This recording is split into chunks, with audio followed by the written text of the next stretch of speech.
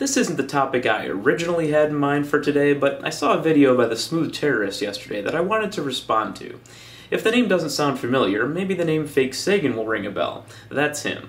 He has some interesting thoughts sometimes, but I also disagree with him quite a bit when he's talking about certain societal issues, like with his latest video about Karen Klein, the bus monitor who was bullied by kids on her bus. I'm going to excerpt parts of his video, but I'd encourage you to watch the whole thing, just so you know I'm not taking it out of context.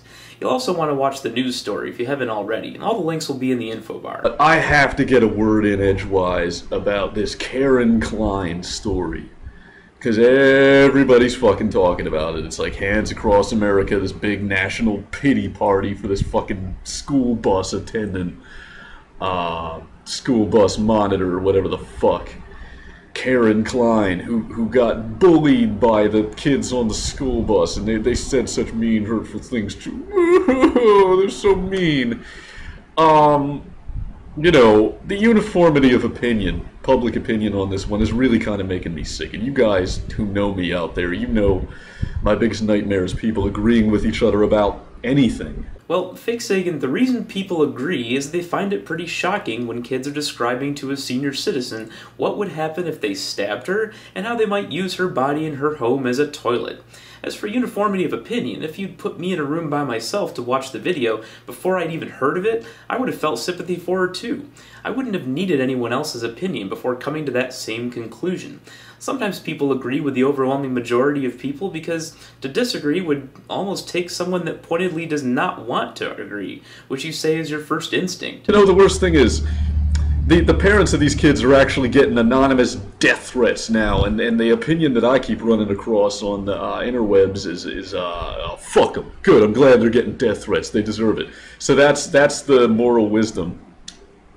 That's what passes for moral wisdom in the United States right now, right? I agree that nobody deserves death threats, and I hope that stops. There can sometimes be a mob mentality when it comes to that sort of thing, especially when people think it's anonymous.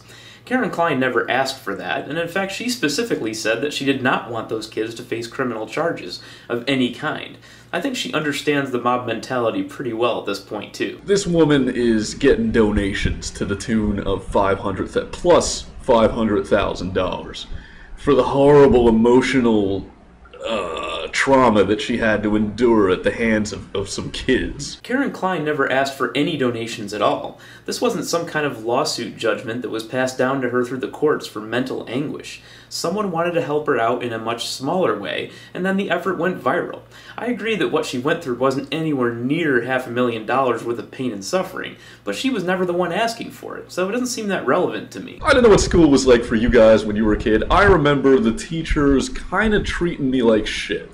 I remember that. I remember teachers being condescending, domineering pricks. You know, if these people didn't do something wrong with their lives, they wouldn't be teachers, right?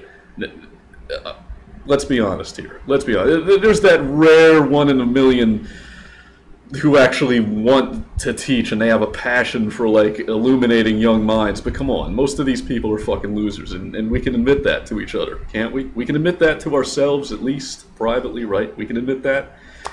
And the kids fucking know that. They know that it's a loser who has power over them and like a dictator telling them what to do, telling them to shut up, sending them to the principal's office if they question the teachings. Now I think we're getting to what may be the core of the matter here. You honestly think that even in states like New York, where a master's degree is required, that people go through 6 years of college so that they can be, in your words, losers, and who you compare to TSA agents? I don't know what your experience was like, but if you walked into your classrooms thinking you knew it all and should be able to do whatever you wanted to do in class, then yeah, FakeSagan, I would assume that your experience was not a pleasant one.